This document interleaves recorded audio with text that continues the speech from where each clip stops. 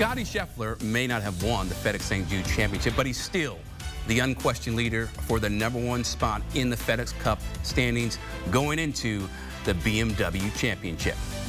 And here's a look at the FedEx Cup standings. So Scottie Scheffler, #1, Rory McIlroy, 2, JJ Spaun, Justin Rose, 3 and 4. And you got Sepp Straka into the week at 3.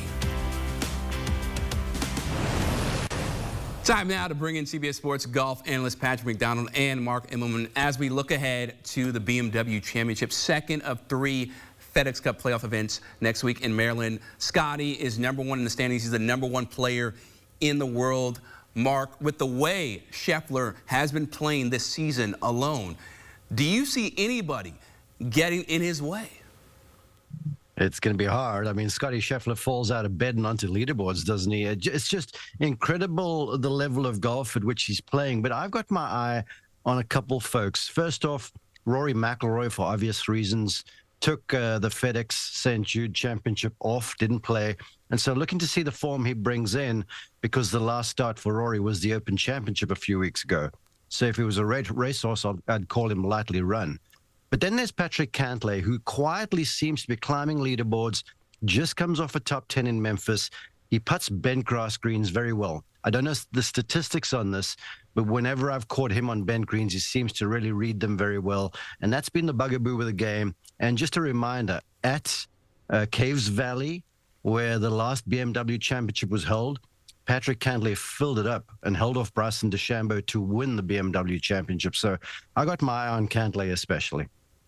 I think that's a good call, Mark, especially I think Cantlay might be working with Phil Kenyon a little bit since that putting has been down in 2025. But with the way the Tour Championship has kind of changed heading into East Lake a couple weeks, I'm looking at that bubble more so. I think Rory, Scottie, they're obviously going to be there in Atlanta. But someone like Ricky Fowler is super intriguing to me just because of all the things I said previously. A guy who is outside the top 100 in the OWGR, a guy who is not in any major championships in 2026, a guy who kind of parlayed some sponsor invitations into his place inside the top 50. He's got a good thing going right now. I want to see him parlay some of this success in Memphis into some more in Baltimore, and I think it's a pretty decent course for him. Another Tom Fazio design. We know he's played well at Quail Hollow, where the Foz has had some of his hands on that golf course as well. And so Fowler, to me, if he can really piece together 4 rounds like he did this week, I think he has a great chance to play himself into contention once again.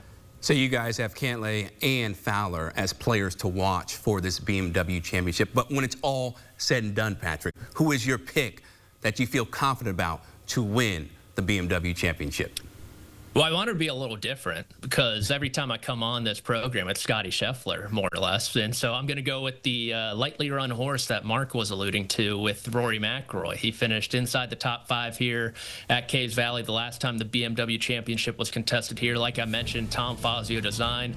Rory McIlroy eats up Tom Fazio designs when you think about his play at Quail Hollow. Some similarities to that golf course as well. His win at the CJ Cup in the fall there in Las Vegas a few years back as well, and another Fazio design. And so I know the PGA Tour has come into Caves Valley these last few years and tried to beef up the golf course, and so it was pretty easy for the PGA Tour players there in 2021. But I think this is a perfect fit for Rory. He's currently experiencing the best putting season of his entire career, and I think that'll really come in handy for him, and I think he'll win this BMW Championship.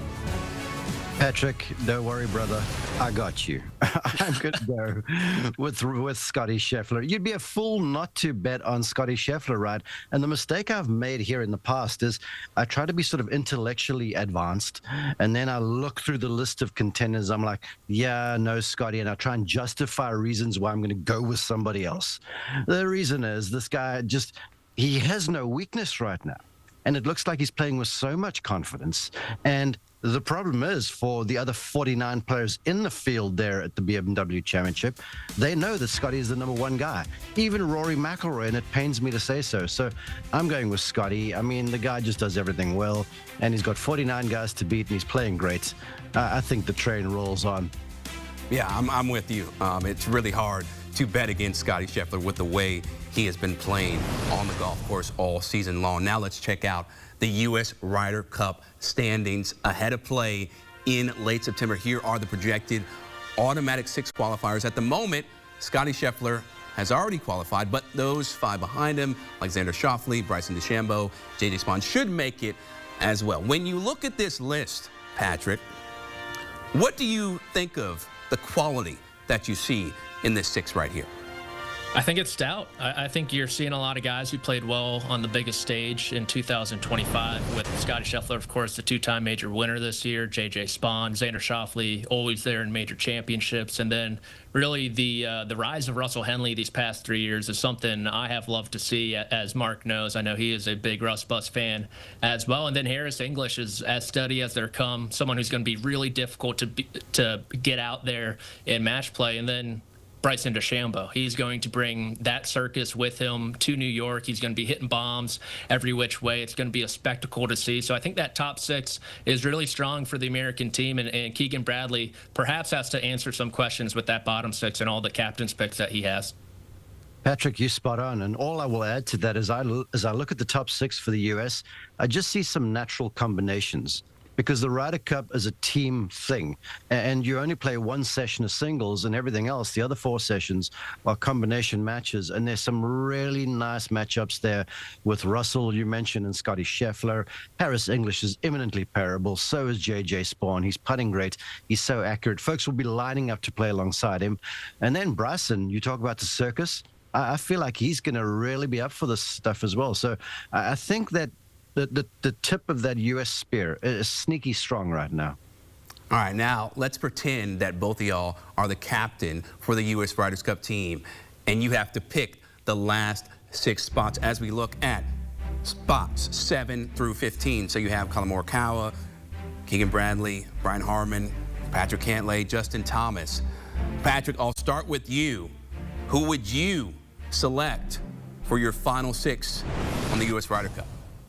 Yeah, look, I have to look at my list here because it's changing by the hour, pretty much, this U.S. Ryder Cup team. So I need the latest iteration in front of me. But I am going with Justin Thomas, Collin Morikawa, Ben Griffin, Keegan Bradley, Cameron Young, and Patrick Cantlay. I know there's maybe been some noise out there that Cantlay doesn't deserve a spot on this team. But with what he's done on this stage, both the Ryder Cup and the President's Cup, he is a guy whose game is elevated on this stage. And as Mark said, natural pairing with Xander Schauffele. And so I think the big one in that group is probably playing captain Keegan Bradley.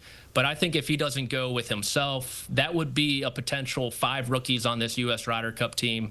I'm cool with the 4 currently, with Ben Griffin, Henley, Spaun, and of course Cameron Young as well, who has really caught lightning in the bottle this final month of the PGA Tour season. He's healthy again, too. He was dealing with a little bit of a wrist injury at the beginning of the summer. I think you saw that in his ball striking numbers. I think he could be a lethal pairing potentially with Collin Morikawa. And so those are my 6 now. But, Chris, it's ever-changing. It could be different tomorrow for all I know. Hey, I understand completely. Mark, does your bottom 6 align with Patrick's, or do you have some different guys in there?